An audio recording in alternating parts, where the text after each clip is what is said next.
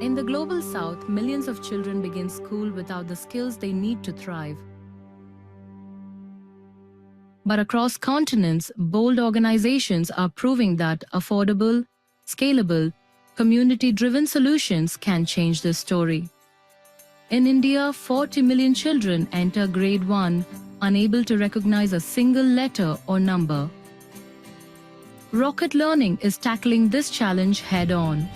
Through 3 pillars, Rocket Learning is reaching over 4 million children between the ages of 3 and 8. First, empowering parents by delivering fun, play-based content directly through WhatsApp, making learning part of daily family life. Second, supporting frontline Anganwadi workers, over 300,000 of them, equipping them with digital resources and in-person coaching to boost their confidence and impact. And third, driving policy and systems change by partnering with India's Ministry of Women and Child Development to shape the country's first modern ECD policy, budget reforms, and universal rollouts of early learning curricula. Together, these efforts are building the foundations for an equitable early education system across India. In rural Ghana and Uganda, thousands of children miss out on the quality early childhood care and education they need, harming their development, education, and future opportunities. The innovative Lively Minds program addresses this by activating the greatest resource available: parents. By unlocking their potential, the program empowers them to provide holistic care and education, both at home and in schools. Parenting workshops and radio broadcasts deliver practical guidance on hygiene, nutrition, and playful learning at home. Meanwhile, mothers are trained to run low-cost play schemes using simple local games that build confidence, health, and early learning skills. Despite 90% of parents being illiterate in these last-mile communities, they successfully integrate meaningful learning opportunities into everyday life to power learning gains equivalent to an extra year of schooling.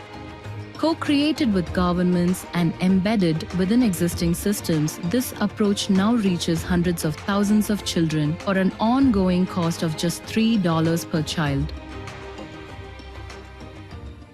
In South Africa, over 1 million 3 to 5-year-old children still lack access to early learning programs. Children in poor communities are most likely to miss out. SmartStart is pioneering a new way to take early learning to children in every type of community.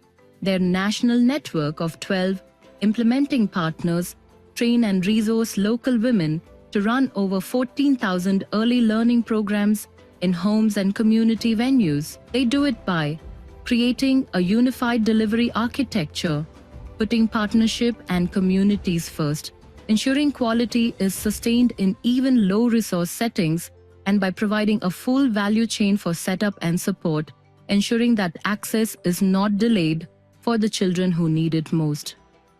At the same time, SmartStart has worked closely with the government to reform policy and funding systems so that home and community-based programs can receive the support they need. In these ways, SmartStart is creating a powerful mechanism for change, which boosts women's economic inclusion and, most importantly, ensures every child has a chance to thrive. From India to Ghana, Uganda, and South Africa, these solutions prove that home and community-based early childhood programs are not just possible, but powerful, affordable, and scalable. Together, they're giving every child the best start in life.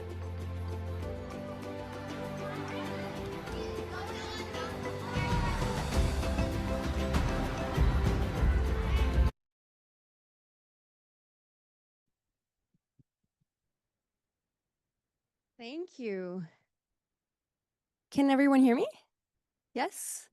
All right. Well, good morning, everyone in New York City. And also a warm welcome to everyone online. We have about 130 people who are letting us know where they're joining in from. We have friends from South Africa. We have friends from Philippines, the University of Oxford in the UK, from Rwanda, Nigeria, Mongolia, just so that you have a sense of who is in the room with us as well. So welcome, a warm welcome to everyone. My name is Shekufe Zanji. I'm the Global Technical Lead with the Early Childhood Development Action Network, and it's my true pleasure to welcome everyone to today's event. It is a privilege to join you during this UN General Assembly for this important conversation on scalable and cost-effective early childhood development solutions from the global majority, evidence on what works. We're here today because we know that the early years shape a lifetime.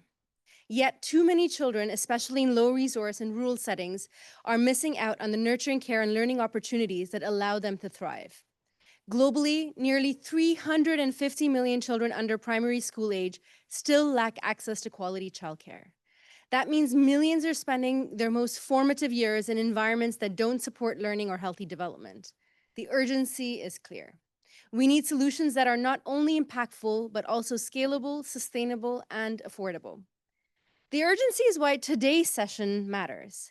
We will hear evidence from 3 innovative programs showing that scalable, affordable solutions already exist, solutions with lessons for both the Global South and North. Together, they highlight the power of home and community-based approaches, the role of governments and civil society partnerships, and the untapped potential of parents and caregivers as drivers of change. From South Africa, we will hear from SmartStart, who is building a national network of early learning programs run as micro-social enterprises, largely by women, now reaching over 160,000 children. Independent evaluations show significant improvements in child development outcomes, proving that home and community-based childcare can be a first-tier solution, not a second-best option.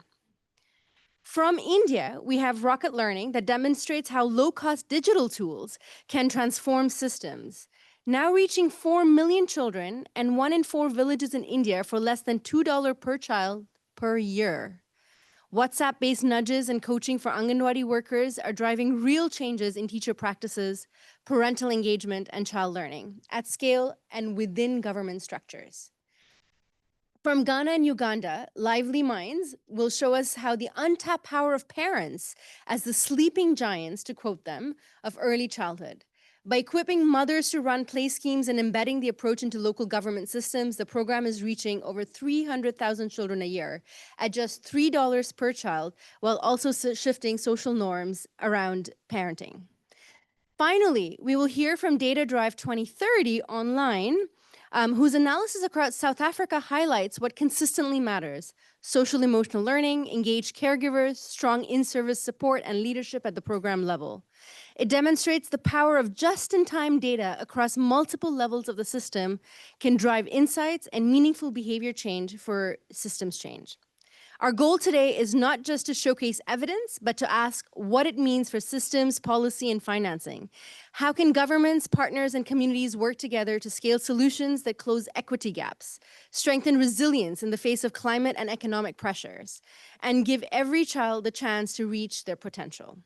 Together, these examples remind us that the solutions we need are not always resource intensive. They are rooted in community, in parents and caregivers, in digital innovation, and in data that drive systems change. So I'm excited to invite you to use the session not only to learn what works, but to ask how can we embed these lessons into policy, financing, and partnerships so that all children everywhere have the chance to reach their full potential.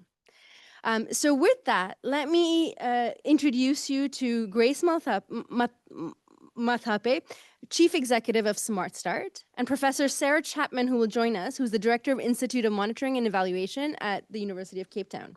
Over to you.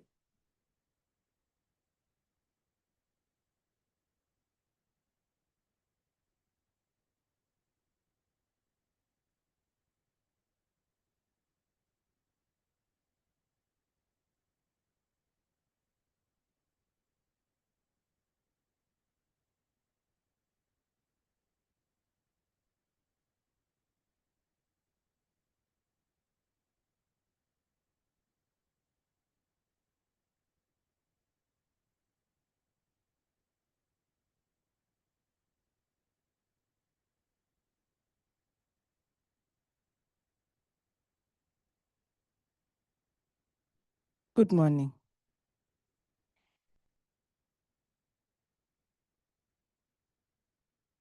Um, Thank you very much. Good morning, everyone in the room and everyone online. I'm going to make up for those few seconds that I lost in just getting my bearings.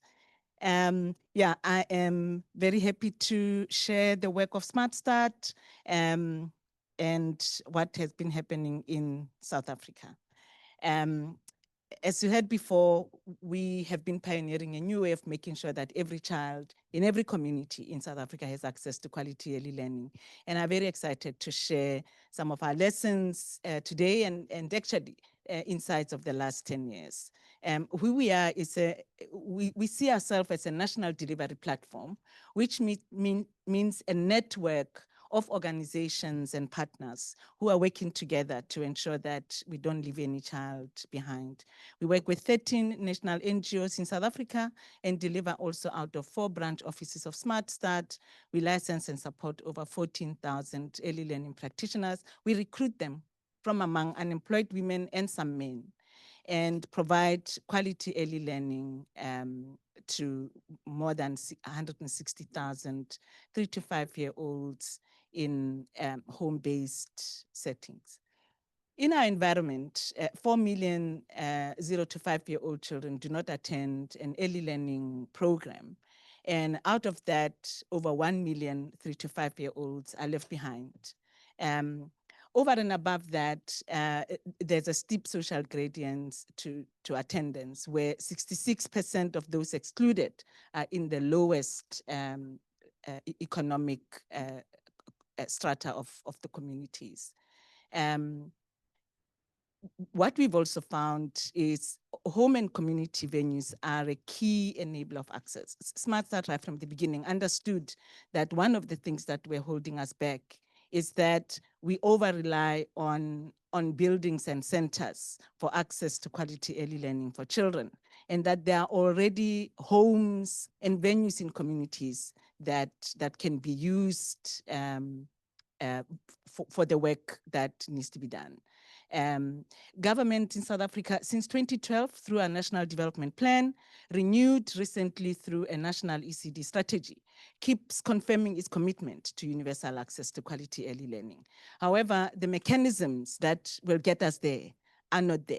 And so we're not dealing with lack of will, we're just dealing with lack of mechanisms that have been tested and can give us hope that there is a way to get to universal access by 2030. There are 2 dimensions or 2 elements of building a system of early childhood development that works. First, the system capacity. That means the ability of the system to accommodate all of its children. And at the foundation of this are 2 things. Do we have enough practitioners to look after, care and educate and stimulate children? Do we have enough venues where the practitioners can work from and children come to? A second one is system quality, whether we have good enough quality to improve outcomes for children. And our experience is that home and community-based early learning programs can enable equitable access to quality early learning by solving for both system capacity and system quality together. So to us, there is no access if you're not talking about quality access. So every time we talk about access, we are assuming that quality is built into it. And what we know, what is common between the 2 of them that is holding us back is lack of affordability and mechanisms that that can get us there quickly. What's unique about our program is that we are building from strength, seeing abundance and making sure that we make what is available and easily available, abundant, effective, and do not allow ourselves to be held back by what is scarce. So what we don't have is irrelevant. What is there is made effective. And we see women's abundant domestic efforts, their ability, their love for children, their availability as one of the important things to work with, training and supporting these women to provide quality early learning. They are already there, they love what they do, and they want to do what they do.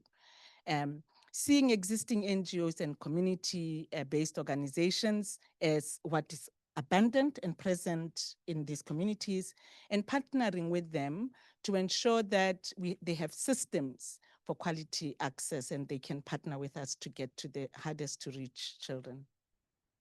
Working with the informal, seeing the informal economy as an asset as well, and enabling economic participation of women in particular through jobs, enabling mothers to work, as well as providing livelihoods opportunities for women who run home-based programs from their homes.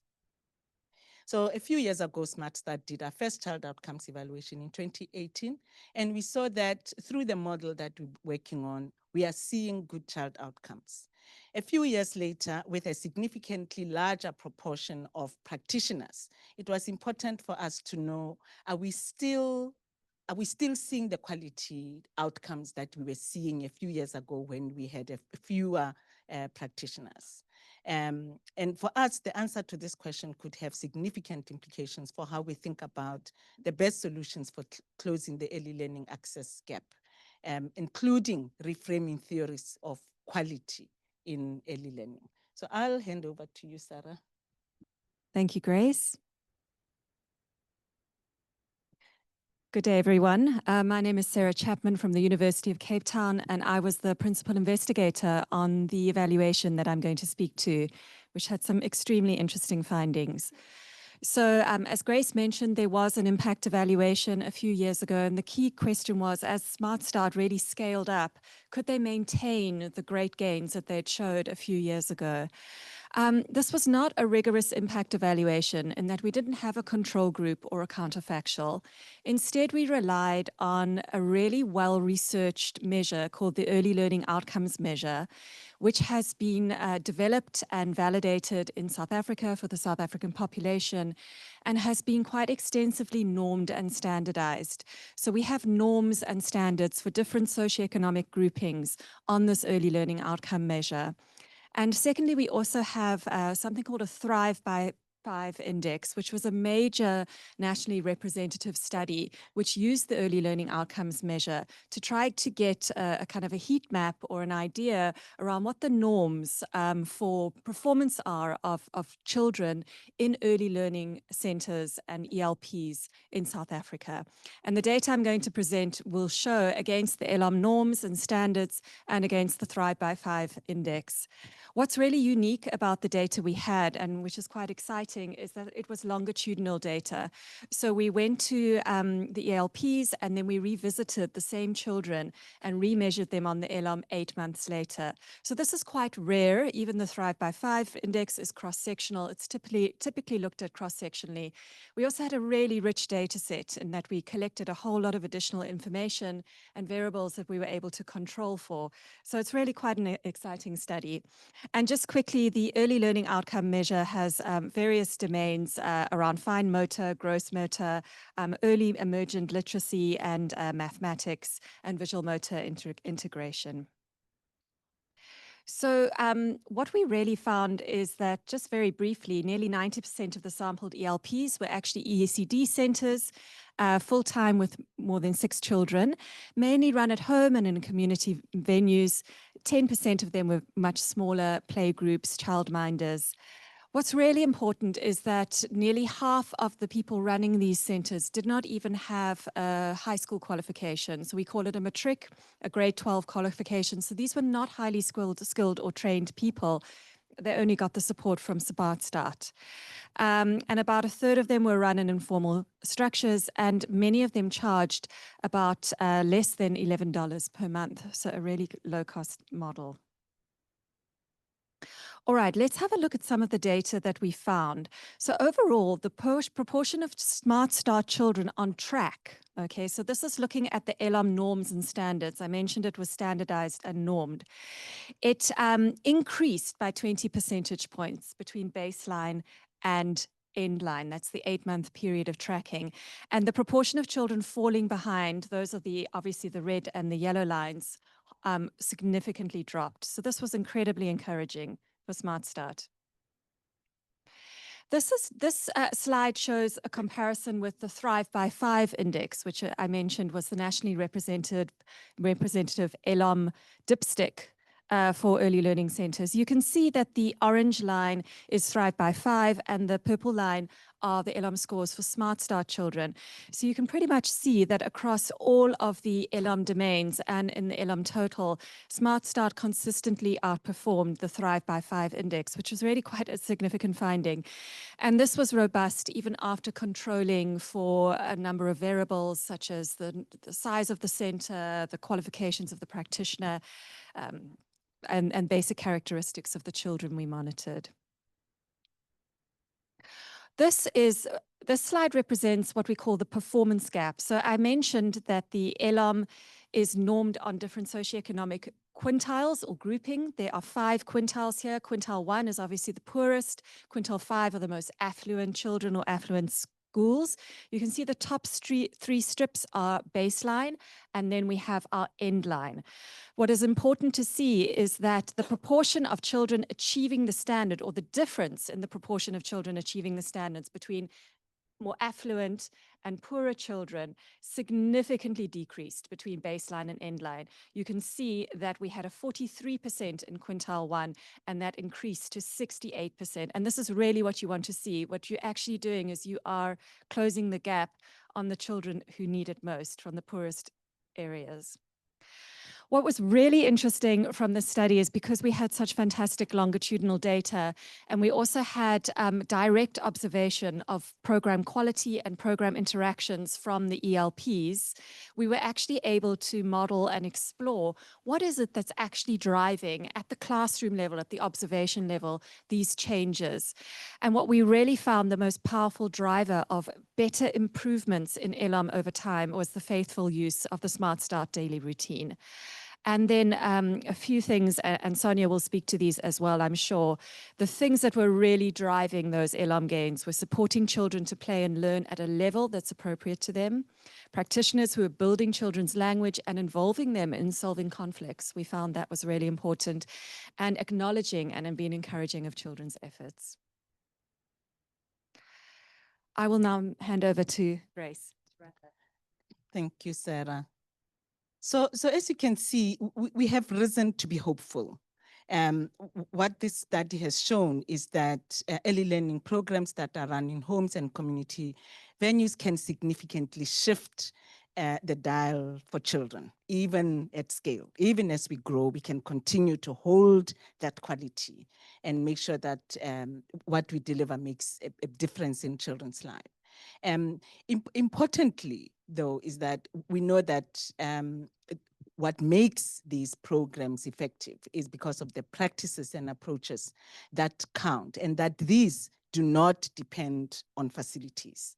So whether children, but they depend on empowering practitioners with the right skills and tools to implement simple routines and practices. So wherever children come from, where they are, what really changes outcomes for them is not beautiful facilities, which we love to have, but where we don't have them, children can still thrive through that magical interaction that happens between a child and a caring adult.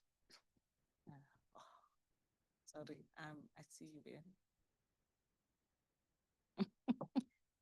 there. So you see emerging new paths to quality scale, basically trained paraprofessionals, and you're not talking about training not being important. You're just talking about training happening at their own pace, can move the dial for children.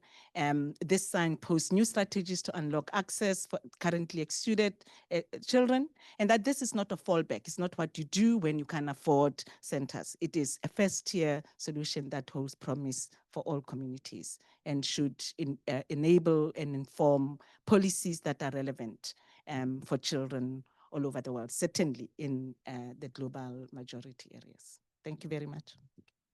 Thank you. Fascinating. And to the online participants, encouraging you to share your Q&A in the Q&A chat, and we'll continue the conversation. And just to share with colleagues in the room, just so that there is connection between the two groups. We now have 160 people online with us. We have folks from Bangladesh, from Tanzania, just really quickly, Egypt, India, South Africa, Venezuela, Kenya, and many more countries. So just to share the global interest in this topic, and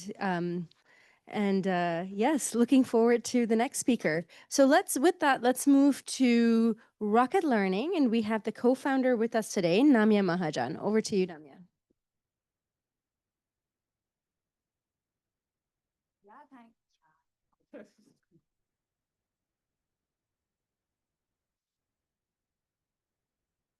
Hi, everyone. Thank you so much for making it out this morning. I know it's not easy with the road closures and everything going on in New York. Thank you also for everybody who's joining online. I know there are many time zones represented in the country, Shikufe mentioned, so really appreciate that. Also want to take a minute. Thank you to our ECTAN colleagues, Shikufe, Brett. You've been working tirelessly to put this off, and we appreciate you so much. Thank you to the venue, IRC. Thank you for having us here in this busy week. So with that, I want to sort of introduce us. So we're Rocket Learning. We work on early childhood education in India. We're a bit of an early childhood organization ourselves. We turned 5 this year, like many of our kids. And so I think we've been fortunate to build sort of, maybe 85% of our organization and what we've learned in the last 5 years. We dream of a world in which all children unlock their full potential every day. And for every child to be able to reach those milestones.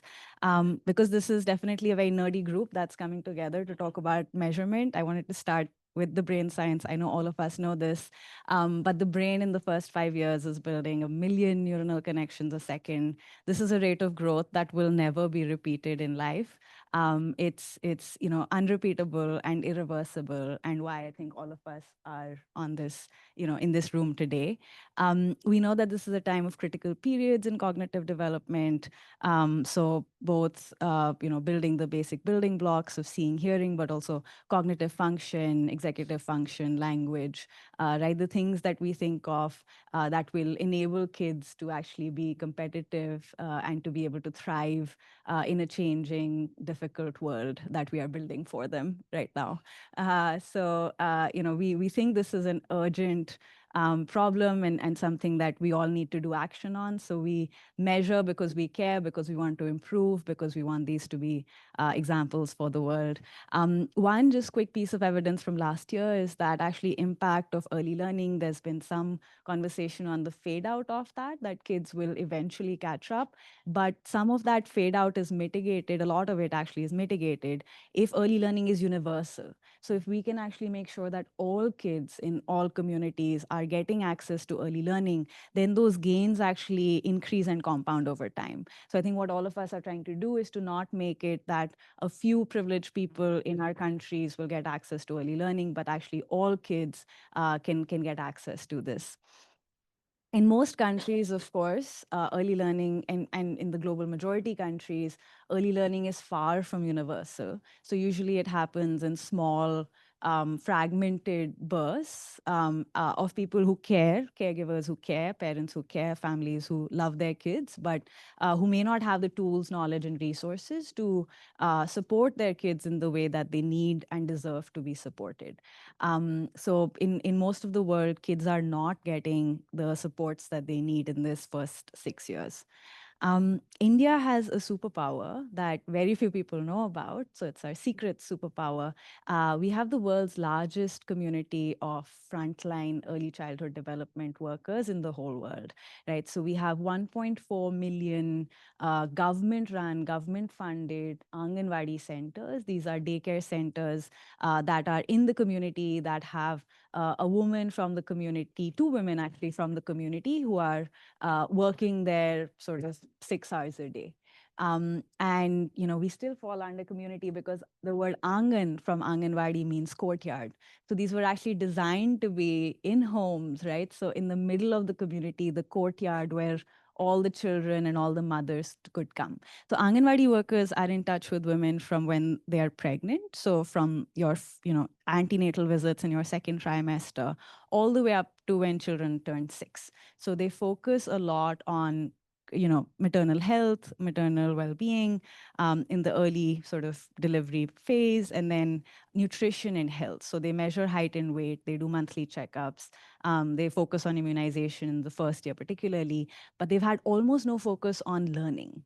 So that was always a formal function of the Anganwadi centers, but in practice, Anganwadi workers were not supported to be educators. So they hadn't been trained for many years. There was a curriculum, but it was often a 200-page booklet with no pictures. It was pristine in a cupboard somewhere and barely used. So kids were coming to these centers, but they were not learning. And I think none of us are strangers to the fact that there's an early learning crisis. Kids are not sort of, they're in grade 1, not knowing how to recognize a single letter or a single number, and they are expected to do that. So most of those kids will never catch up. They will, in fact, keep falling further and further behind. But we have 1.4 million women, 2.8 million if you count the Anganwadi helper as well, that which we do, and 80 million kids are actually enrolled in these centers. So there's a massive opportunity to unlock early learning if we can empower and educate the Anganwadi worker. So that's what we do.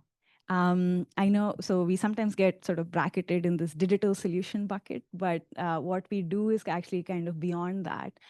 So we sort of bring Anganwadi workers together in their supervisory groups about 3 times a year. We have these trainings to build this community of practice, right? So we bring people together for that.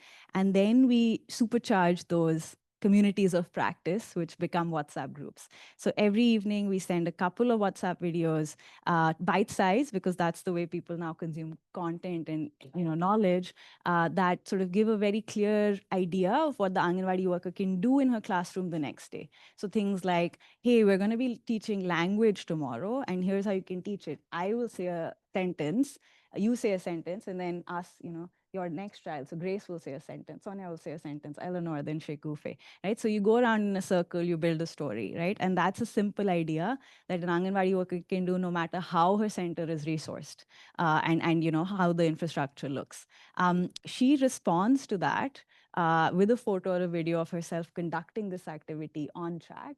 Which leads to 3 things. Firstly, other Anganwadi workers can see her. So our favorite stories are the Grace saying that, hey, Sonia really does puzzles really well, and I learned how to do that from her, right? So they learn from each other. They go from just being a group to being a community of learners, right, of teachers. Then they encourage each other, and the supervisor encourages them too. So the in-service training part becomes really important. And then our platform can actually send people personalized nudges and reminders in real time. So all in all, this makes a daily habit of the Anganwadi workers learning how to teach. So in-service teaching and training, that also leads to children learning. So that was the question, are kids actually learning, right? Karthik Muralidharan, who was the education chair of JPAL at the time, was the person who sort of came to us and wanted to do an evaluation. He can't be here, he's working on his book, but he's here in spirit. So we put him on the slide. And what we wanted to actually learn is that, in the most rigorous way possible with the control and the treatment group, can we understand if kids are actually learning? So the paper is yet to come out, but we have been allowed to show sort of the main table. So where this happened was in Maharashtra, in Amravati district. It was a fairly large sample. So this was really looking at how our solution works at scale. And the sort of key impact that we saw was that we were really able to shift parental and teacher engagement. So over 3 times, about twice the time spent in the classroom by the parents and by the teachers. And the quality of that time also improved, parents' confidence improved as well.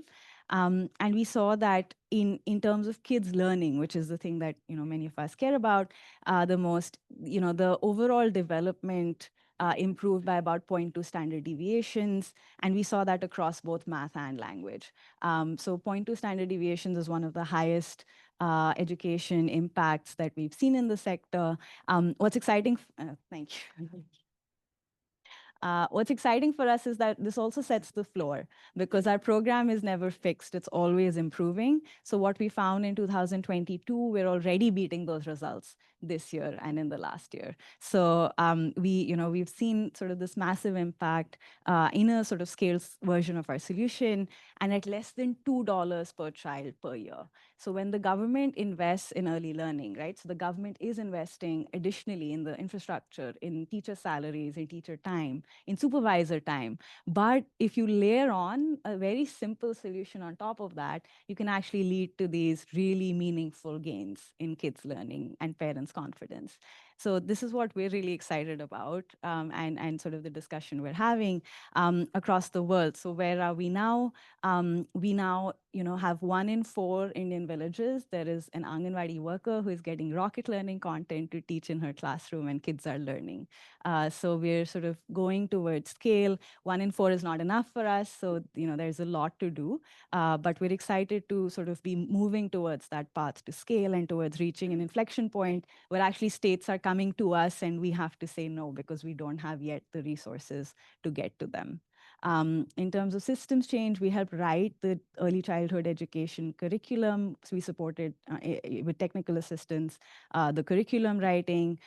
We also have supported one of the largest training programs for early childhood educators across the country. 500,000 educators have already been trained across the country. And then coalition, I think, being with this group of people, we know that there's a community of practice that our Anganwadi workers have, and that works. We now have a community of practice with all the wonderful people in this room, and hopefully more of you will join us where we're learning from each other what approaches work in sort of low cost, affordable, scalable ways. And I think there's even a community of practice at the global level with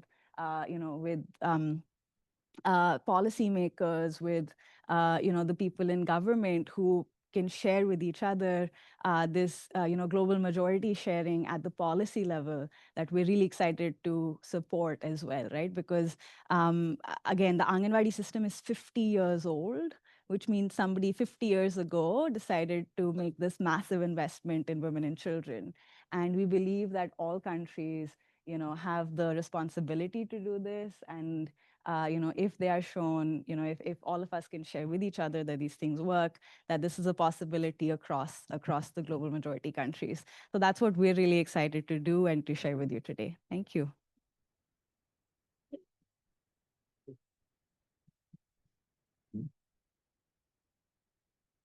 Thank you so much, Namia.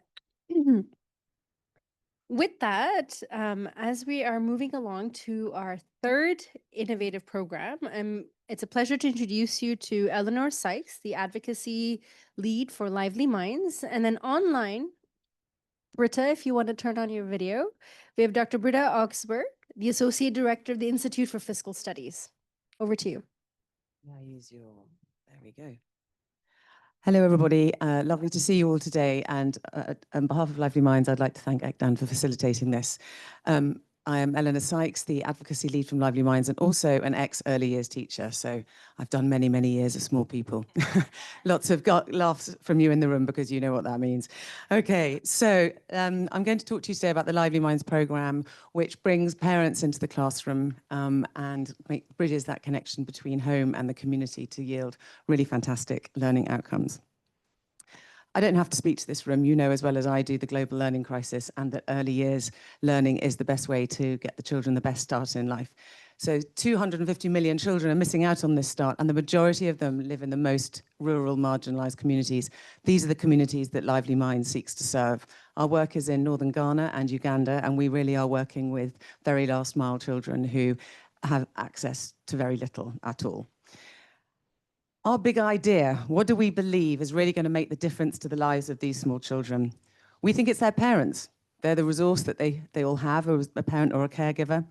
A rural child spends the majority of their time at home, and we think that parents are the solution to giving these children a better start in life. However, they don't believe they can, and nor do the policymakers. So what we're here to do today is to show you that they can. we awaken the potential. We call them the sleeping giants. So parents, we come across many barriers. These won't be any surprise to you. Parents don't think they can. They don't think they have the knowledge. They think because they were born poor, they're going to die in poverty, and so are their children. They think you have to be literate to support their children. 80% of our parents never went to school, and 90% of them are illiterate. So those are fairly stark figures to be working with, but these are the parents that we know can power enormous learning gains. There is a reliance on governments and parents that education starts at school, that their role is to nurture, to feed, to look after, but learning starts at school. And what Lively Minds does is say, no, that's absolutely not the case. You can make these, you can provide your children with the best start with everything that you already have. You have the knowledge, you actually have the skills, you just don't believe that you do. Our program has 3 core components: parenting workshops and a radio program, a parenting course, and that we build and deliver through existing government systems. So what we consider the secret sauce, really, of what we do is that we focus on confidence and mindset. So if you address that as your main barrier for parents engaging or being activated as these sleeping giants, you can then really start to power these learning gains. So parents, mothers, we work with mothers from the community. Fathers are welcomed in, but predominantly we work with mothers. Again, early years, it's not rocket science to work out why. Mothers is a catch-all term for any women of the community, so they cover all ages. They commit to a 2-year workshop, well, not workshop, 2-year course, which we call a serious course. This is something they must commit to, they must attend. There are 3 workshops per term. Fathers are welcomed into one of these workshops. And we address topics such as play-based learning, so they are trained in how to deliver quality ECCE themselves in terms of play-based learning, but then also health, nutrition, financial management, self-esteem, all those things that contribute to a parent feeling stronger and in a place that they can actually start the children on this learning journey themselves. So through the parenting workshops, as I say, parents see themselves as capable and valued caregivers and provide this nurturing care at home. The radio program is delivered 2 episodes per week, 1 on play-based learning to do at home, and that's our radio program very much targets both parents. And then a parenting, again, something around self-esteem, menopause, things that impact life at home, united parenting and so on. We reach 2.5 million listeners in northern Ghana and Uganda through our parenting program. I talked a little bit about connecting home and school. So we have our parent-run play schemes. So the mothers come into the classroom and they run a play scheme supervised by the kindergarten teacher who has trained them. I omitted to mention that the parenting course is actually delivered by the kindergarten teachers themselves.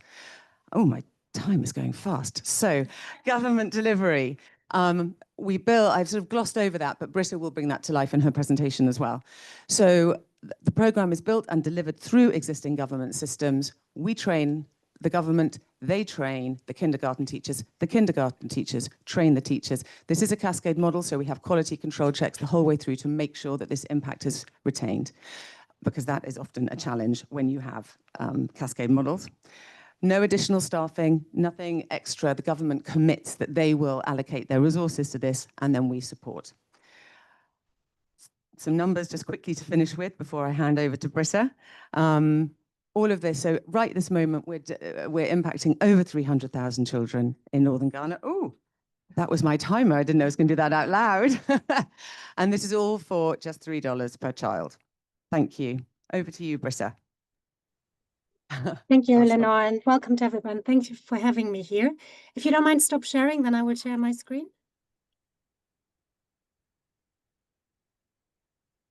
So I'm going to talk about the research that we have been doing on and with Lively Minds.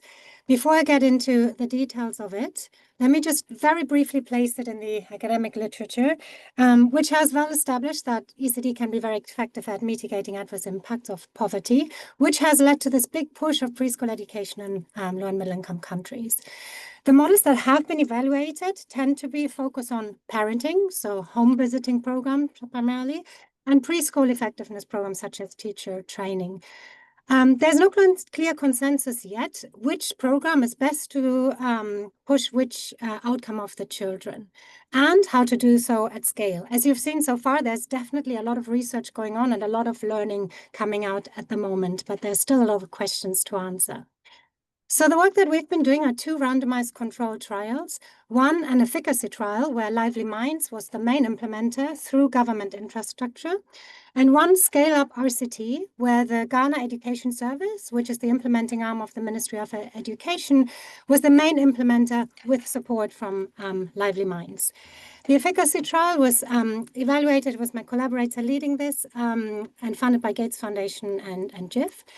And in both of these research evaluations, the main question was, what is the impact of the intervention on child development? Now, child development, we all know, is like a very multidimensional construct. The way we think about it here in these evaluations is that there is this dimension of cognition and socio-emotional development, which are made up of subdomains such as cognition. We have numeracy, literacy, executive function, and fine motor, and similar different domains for socio-emotional development. Now, in these evaluations, we collect data on all of these domains, and we do that through kind of off-the-shelf tools that have been very thoroughly developed and tested in many contexts, like the EDELA and SDQ. And we also enrich these with additional task-based measures developed by Elizabeth Spelke in Harvard. To give you an idea how these look like and what we do with the children to measure their development is here on emergent numeracy. We might ask the children, can you tell me which number is this? Can you point out the 7? Which one of these sticks is larger or shorter? On the Spelke task, it's a bit more abstract. We might ask which one of these squares has more dots, or which of these geometric figures stands out. Now, we collect this type of data for the efficacy trial in 2 districts in northern Ghana, in Bongo and Toulon. Overall, we visited 80 schools, first time in October 2017 to conduct the baseline, and then a year later in October 2018 for the endline survey. So the children were exposed for 1 year to the intervention. We collect data on almost 2,500 children attending these kindergartens and their primary caregivers. Now, very briefly in a nutshell, the headline findings of the efficacy trial. For one, we find that these play schemes that Eleanor was talking about, they led to improvements in cognitive development. Second, we find that the intervention changed parental knowledge of those mothers that came into the schools for the play schemes, and it changed their parent-child interactions, which then led to an increase in social-emotional development of the children. Now, partly based on these results, the government of Ghana decided to adopt and scale the intervention. The Ministry of Education announced its commitment to the program, which was then termed GES Lively Minds, developed a plan to scale it to 1/3 of rural kindergartens in Ghana, reaching over 1 million children. And importantly, they agreed to integrate randomized controlled trials into the scale-up. So the scale-up was funded the research from the Medical Research Council and USAID. So let me dive in. So now you see much more color here. We worked in, the intervention was implemented in 60 districts, 1 split, so 61. The evaluation was implemented in 54 of these districts. The ways it worked was that the intervention was brought to 6 districts at a time. And as the researchers, we kind of came in and said, let's randomize which 6 districts received the intervention at what point in time. And then we matched to these 6 districts, 6 control districts that we could compare to, giving us basically 6, like various mini RCTs of 12 districts each. This looks something like this, which I won't go into detail, but just to let you know, we started our first baseline in this first mini RCT with 6 treated districts, 6 control in September 2021, and finished 2.5 years later collecting endline data in this last, what we term, evaluation cohort. So we have data in 54 districts. We go into 360 schools, 5 per district. This is more or less a random sample of all public primary schools in the country. We exclude single-gender schools and very small schools because we've aimed to interview at least 12 children in these schools. And we also don't go into urban areas. We do classroom observations in each of these schools. So we do look what the teachers are doing with the children, how they interact. And then we measure child development and ask other types of questions to the children, just under 3,000 children and their primary caregivers. And we also collect data on the communities that these children or these schools, the children attend from. So very briefly, a bit on the context. These communities tend to be 1,000 households or smaller. Half of these villages have no paved road access, and also there's a few months per year that they are not accessible at all. Many experience water disruptions in the year. The schools have in one classroom, on average, 40 children, have basically no books, and 2 in 10 classrooms actually don't have a physical structure. The teachers tend to be female in their mid-30s, and half of them come from the community that the school is located in. Just about 1/3 report that they're burned out. 1/3 also use or threaten to use a cane in the classroom.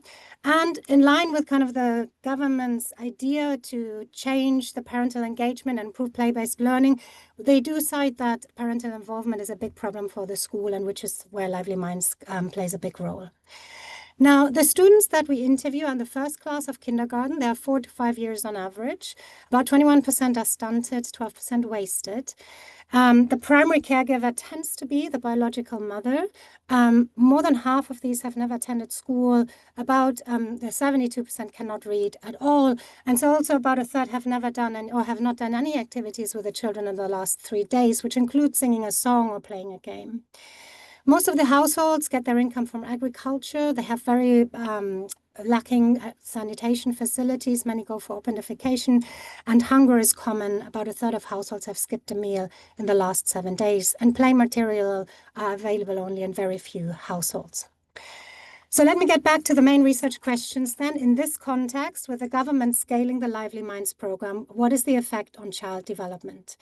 We combine the cognitive and social-emotional score into one measure of school readiness, and we see a significant increase in this measure for the children on average. This is driven, well, let me first show this figure. It seems quite basic, but it has a very important message in it. The blue distribution is the school readiness of children that have not yet been exposed to the program. The red one is the treated group, those that went through the program.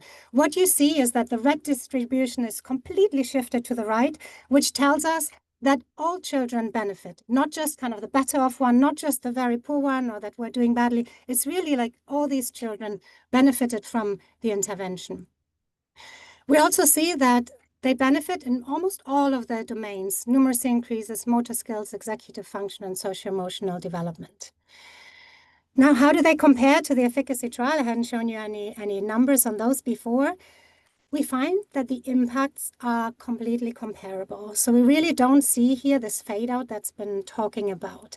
And this holds in all of the domains. So you see here the green ones are the scale-up impact estimates, and the orange, the efficacy trial.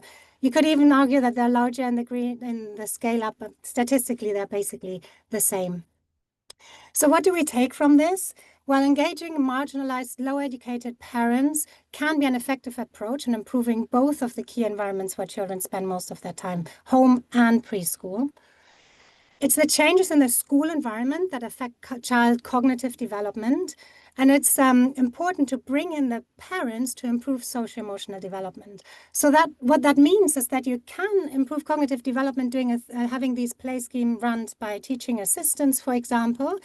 But the improvement in the home environment and the engagement of the parents is really important for the socio-emotional skills.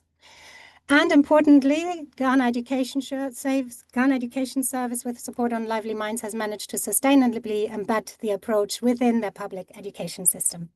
Thank you.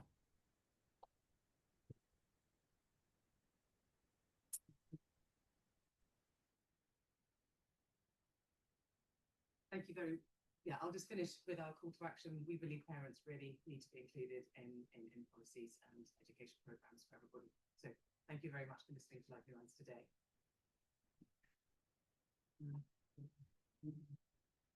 All right, thank you, Lively Mind.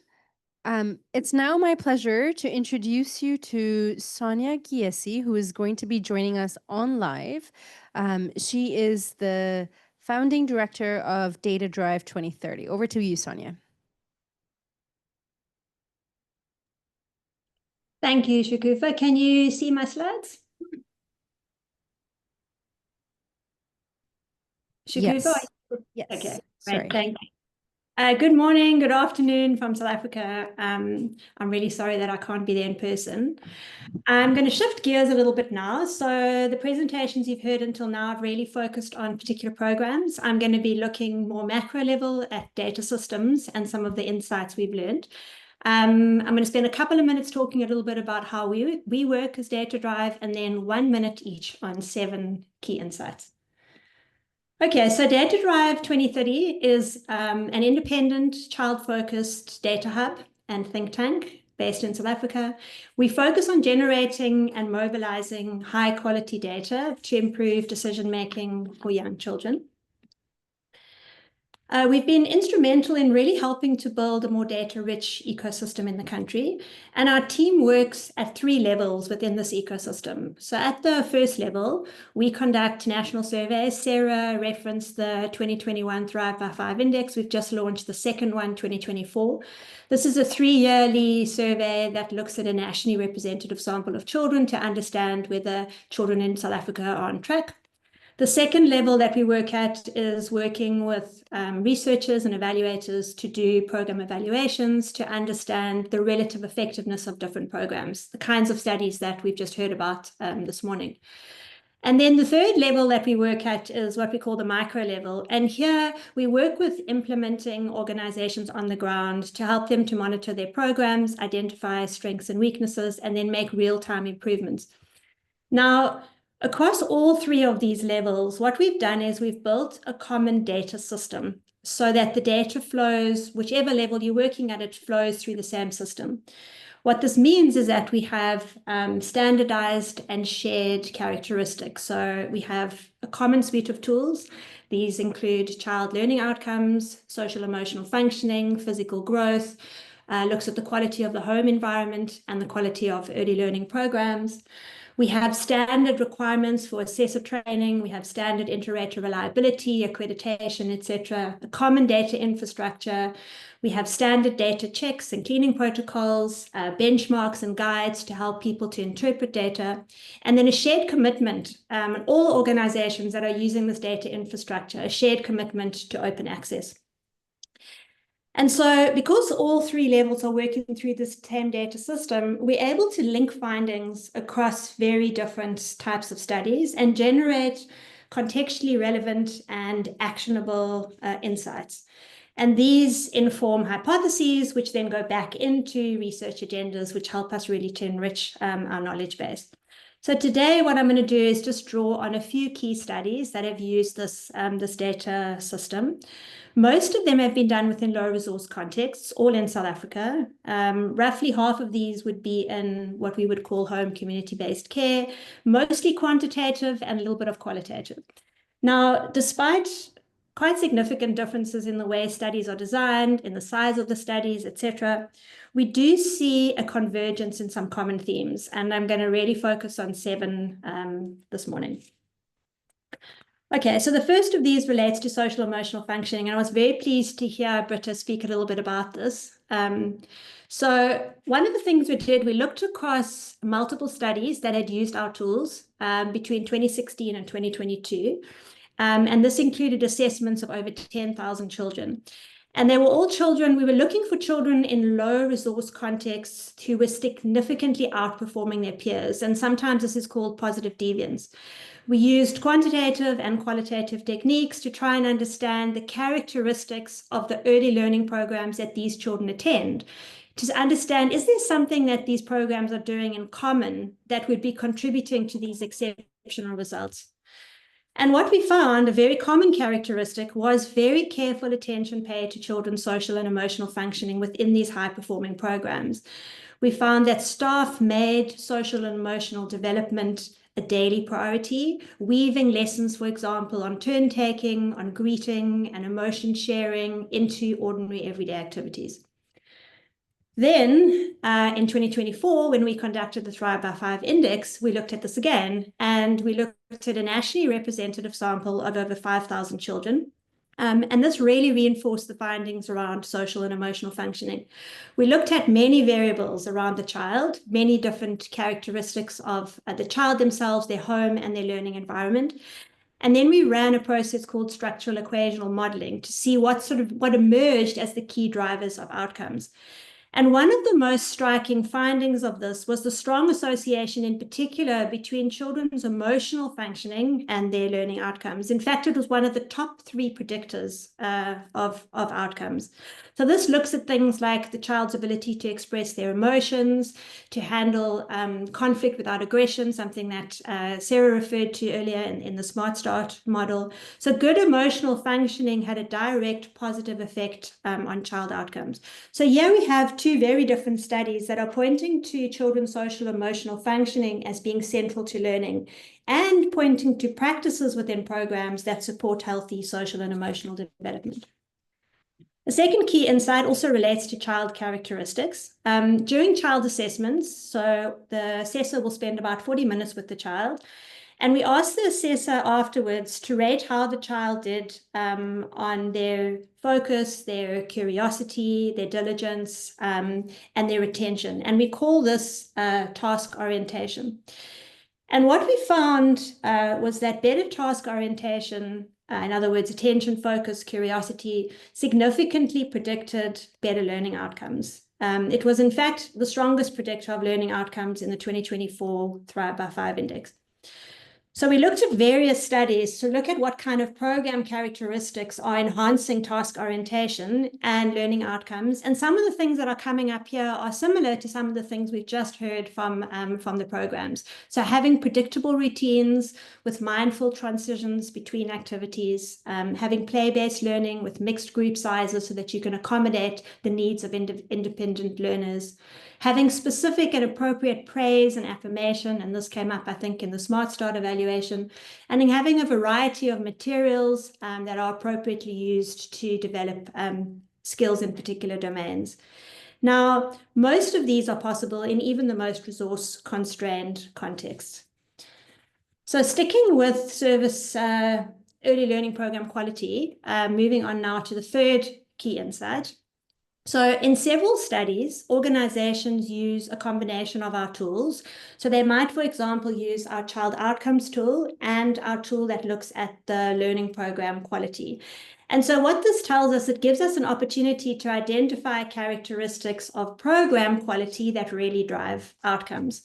And what we found is that the strongest quality predictor of learning outcomes in programs is something called teaching strategies. Now, these are strategies that are used by teachers to support and extend children's learning, things like asking open-ended questions, for example. So then we looked at teacher qualifications and where the teachers who had qualifications demonstrated better teaching strategies. And we found no association between the two. So qualifications were not driving improved teaching strategies. Now, obviously, this has to be reviewed, but in the meantime, what we found was that in programs that were achieving good outcomes and teaching strategies, the in-service support was really essential. So we found in these high-performing programs, even if practitioners didn't have qualifications, there was continuous professional development, there was encouragement of peer-to-peer learning, there were coaching that was embedded within the program. So these all help practitioners to strengthen responsive practices, which in turn led to better child outcomes. So that's a key insight. Okay, moving on to the next one. In South Africa, and I'm not sure to what extent this is reflected in other parts of the continent, but in South Africa, 85% of early learning programs are founded by the principals that run them.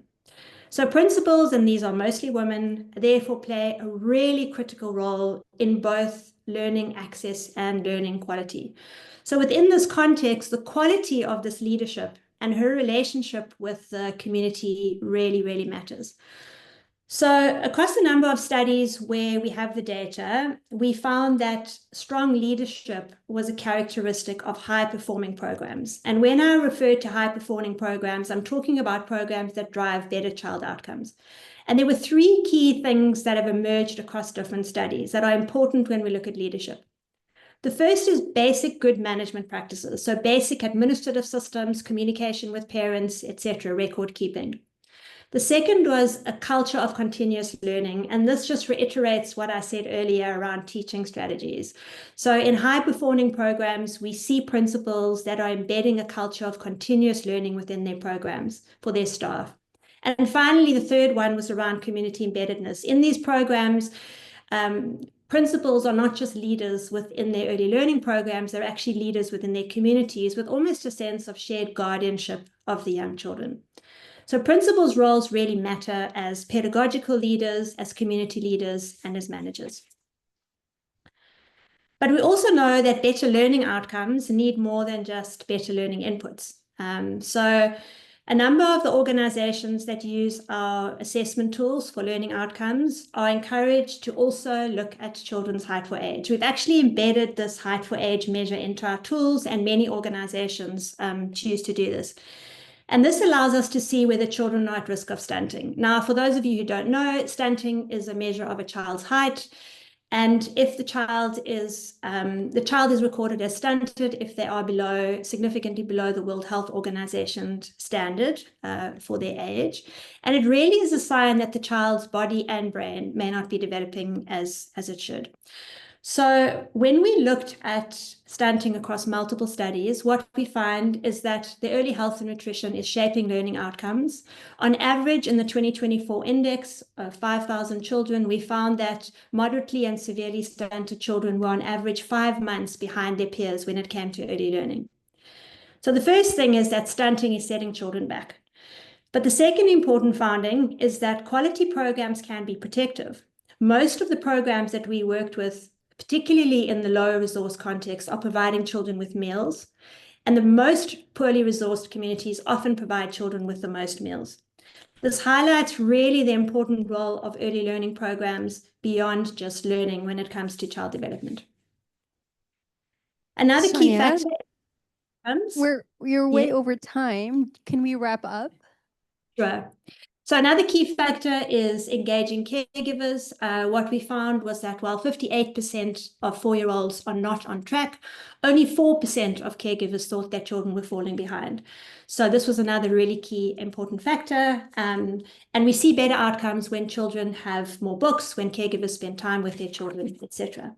And finally, we know that there's a strong socioeconomic gradient in learning outcomes. So how do we measure this? We look at the fees that programs charge. And what we find is that children in low fee programs are half as likely to be on track than children in high fee programs. But what we also know, evidence in South Africa, is that home and community-based programs can help to close this gap. And this just really highlights the importance of these programs, specifically for children in low resource context. So this is a summary of key insights. The papers are available on our website, so we encourage you to visit that. Sorry, Thanks, Shikuku. Sonia. No, that's great. All right, Sonia, perfect. So I'm just going to make it a gallery view so that everyone can see the online colleagues.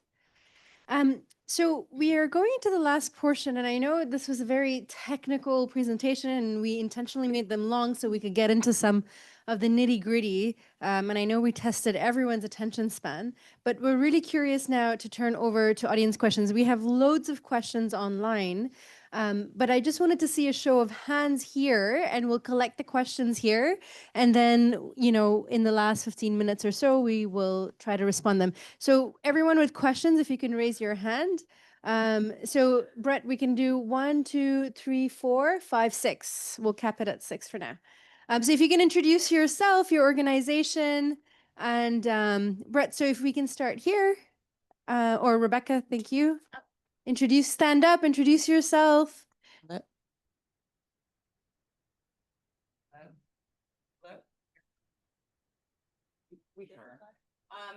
I'm Mally.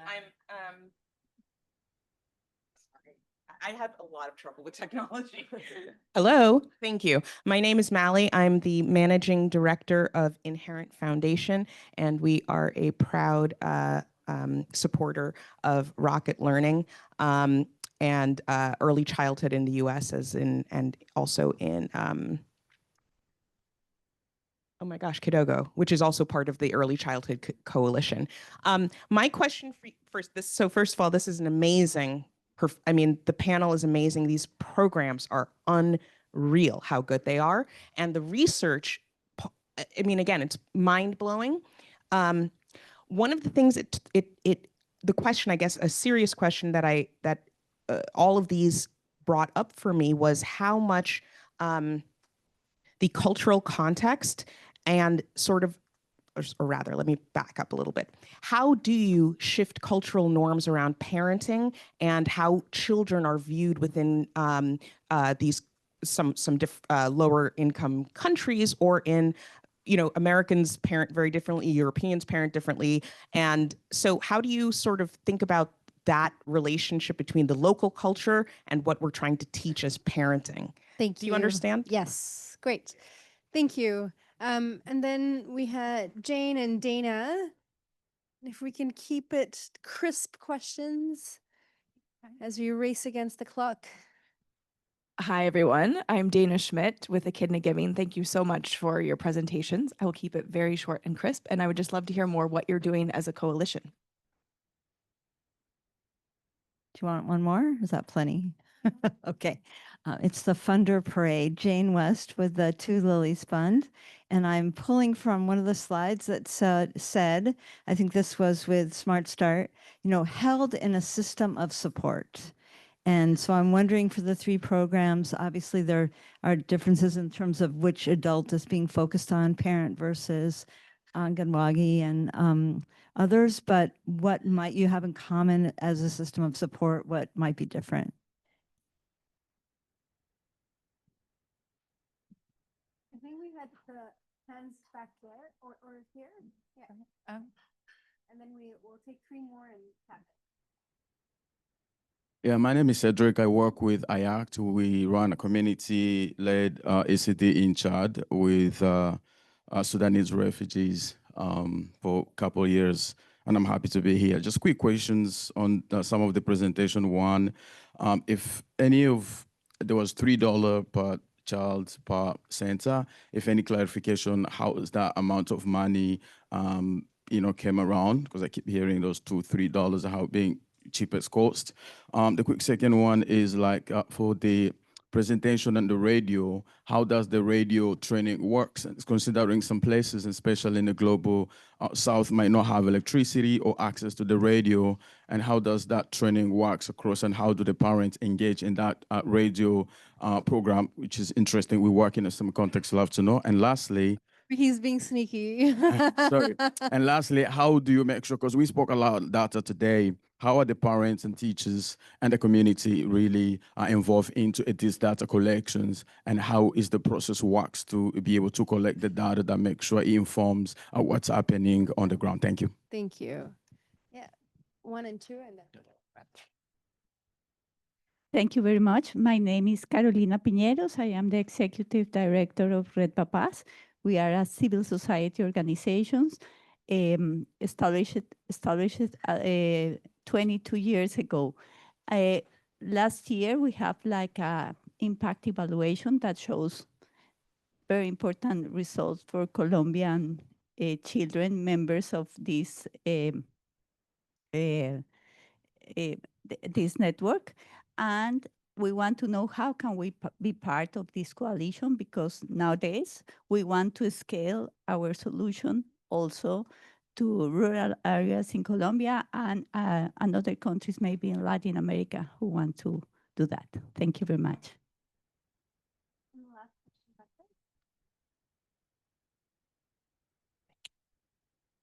Thank you very much for the presentation. My name is Nathanael. I am from the African Center for Early Childhood Development from Addis Ababa, Ethiopia. We are a quasi-governmental entity that works on ADDIS and scaling across the continent and Ethiopia as well. I have a couple of questions. One is, maybe I come from a health background, and I've been saying this a lot yesterday as well, is a lot of the research that was discussed today leaned against education, and what are you doing to see the kid as a holistic being in regards to having that nurturing care framework at the back of our work. One is that, and two, I think it's more for the SmartStart, is within the 8 month that you followed the kids, there was a significant change. So what do you think were the reasons for that change, and what were the tools used? We usually use Credi and Adela when we do assessments back home. So what was the push factor that made that possible as well? Thank you. All right, thank you. So we're obviously not gonna be able to answer all questions. And then we also want to respect the questions online. So I will assign questions to colleagues, and if we can quickly go through them. So to the SmartStart team, we had an online question around regulatory mechanisms. If you can briefly share, who are the government anchors that are, part of there was a lot of interest in the regulatory frameworks around that. So if you can be very brief about that. Don't respond yet. I'm just going to assign the questions so everyone can think about them and give crisp answers as we move in to the last few minutes of our time here together. And then I want to combine a couple questions for the Rocket Learning team. There was one question online around the Anganwadi practitioners accessing data for WhatsApp videos, but then I think also combining with, access to radio and those sorts of things. So I think just access to these technologies and how you are addressing that. And then there were a few questions around the costing as well. So I think there was a question specifically for Lively Minds. Can you share how you keep the cost low? Do you ensure group sizes with parents are large or operate? So how is the costing kept low? But then in addition to that, how is the costing actually being calculated?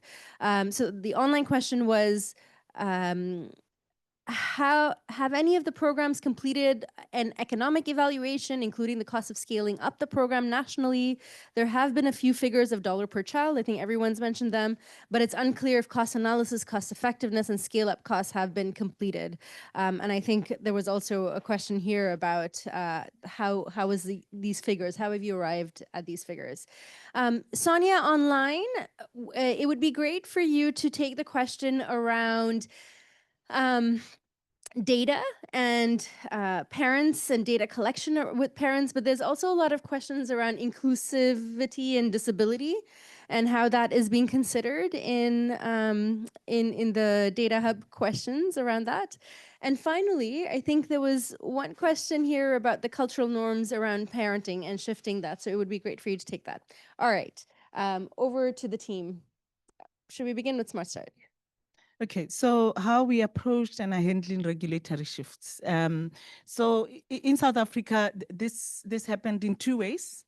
As part of a coalition and in fact a community of early childhood care and education programs in South Africa through advocacy, joint advocacy efforts with a few organizations around an initiative called Real Reform for Early Childhood Development. A significant amount of work was done to actually put a spotlight on what needs to change in the regulations in South Africa. So that's sort of a whole set of work that we've done in partnership with others. But over and above that, we also seconded senior technical advice into the Department of Education to actually help handle the technical aspects of preparing the bill, getting ready for presentation in Parliament, and so on. So I guess this is just an example of, it's an organization that is in civil society. You have all of these approaches at your disposal, and that's one of the things that happen. That was the quickest way I could answer that one. Should I answer others? Okay. Yeah, okay. So, so you specifically asked about what we mean by holding people in support. So what what the SmartStart network is about is that network of support with the practitioner at the center of that support. The practitioner is supported by a coach, but they're also connected to one another. So everyone is assigned a coach and they're connected to one another to form a community of practice, support, learning, and just really hand holding. That's what we mean. All of the focus is on ensuring that that practitioner does better, feels better, and is supported. Yeah, happy to take the question. So on Anganwadi workers, actually in India, every Anganwadi worker is given a smartphone by the government, and in fact, data also stipend for data. So I know that in some ways India feels very different from sort of the other countries we're talking about, and that there is already this existing system and there is an investment, right? And I mean that is very special, and that has made us the massive opportunity we've been able to unlock, where we work with 4 million children today. In fact, in the next 5 years, we can work with 22.5 million kids every year if we got the resourcing for it. So there is a massive opportunity there. But I just want to emphasize that this system was set up in 1975 in a very different India, right? And so this is not inconceivable that in a South Africa, in a Ghana, in a Uganda, we could invest in women and children if we wanted to, right? We could set up these centers if we had this person and their supervisor being paid by the government, if they were given support for rent and toys and play materials, what could that unlock for the continent? So what we're hoping for most of all is not only that we can impact the kids in India, but that this can be a lighthouse model. And as a coalition, can we unlock this for the rest of the world and the global majority? Okay. Right. Costing. So the way the Lively Minds program works is that there's three phases. So you have the setup phase, embed and sustain. Setup and embed are in the first 2 years, and sustain is the subsequent. I say 2 years, but we've just sustained for another 2. We've just entered years 5 and 6. Lively Minds works with the government. So I'm just going to talk at the moment about our program with Ghana Education Services, where we reach these 64 districts in northern Ghana. So for the first 2 years, the setup cost is $17 per child, but we work with the government to get funding for that.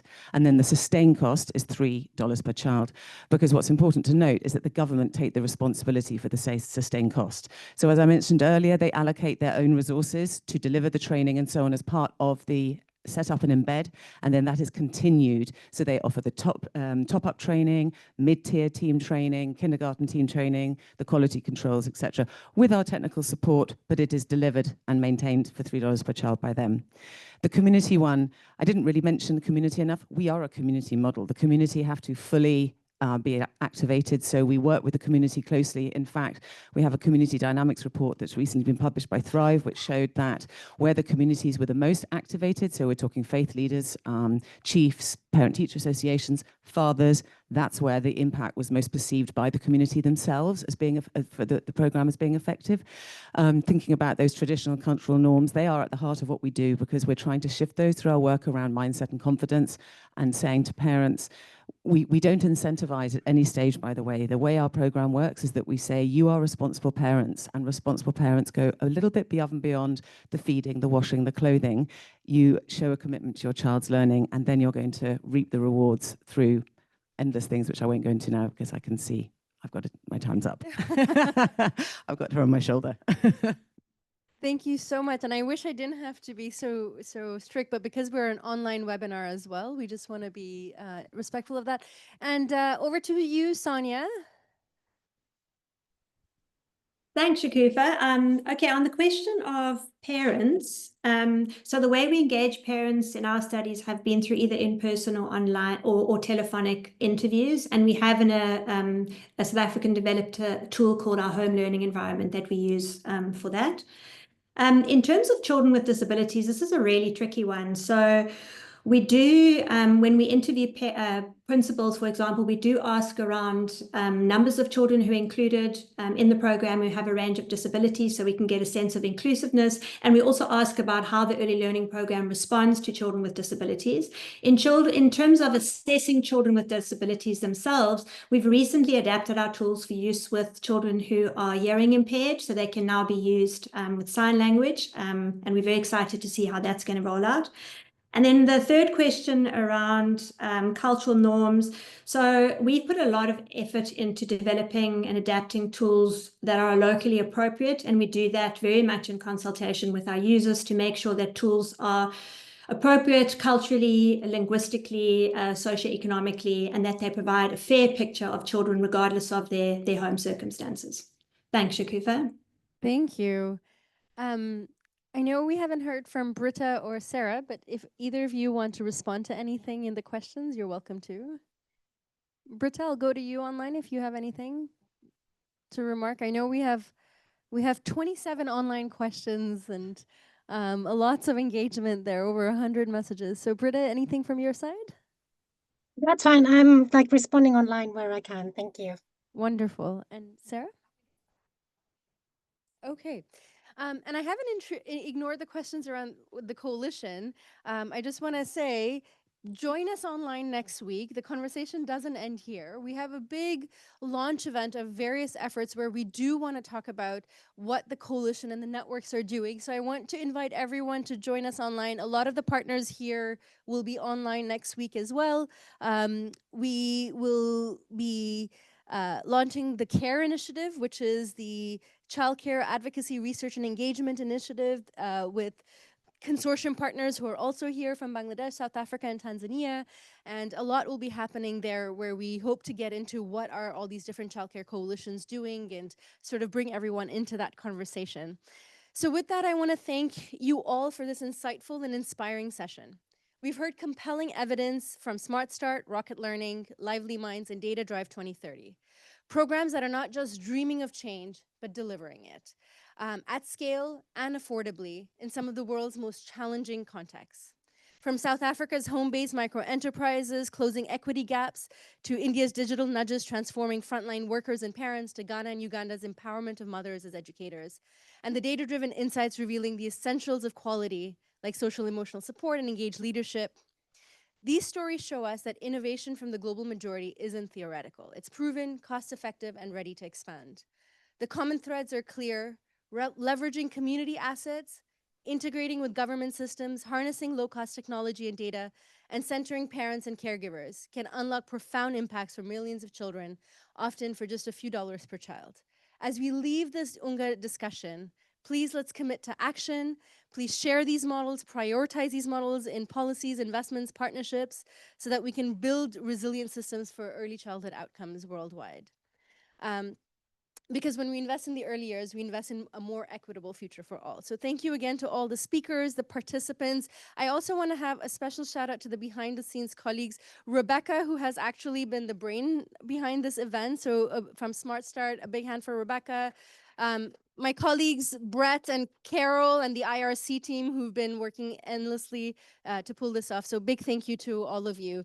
And thank you to all of you for coming here. There's some breakfast there, and I hope we continue talking more about the evidence and the data. Thanks, everyone. Thank you. Thank you. Oh, and a big thank you to colleagues online. Apologies for that, who joined us from all over the world. Thank you so much. Bye, everyone.